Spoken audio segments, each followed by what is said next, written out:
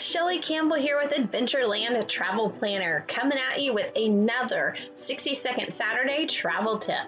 So often when we travel, especially if you travel with kids, you like to take those reusable water bottles, or sometimes when you're in the theme parks, you get those souvenir reusable cups. How do you clean them? So before I go, I take paper towels, kind of fold them up in a couple of layers, sprinkle on some dish soap, and let them dry out overnight. Stick them in a Ziploc bag the next day, throw them in my suitcase. So when I get to those resorts, I easily have something that I can use, get wet, it's ready, it suds right up, and I can clean those water bottles out anytime I need to.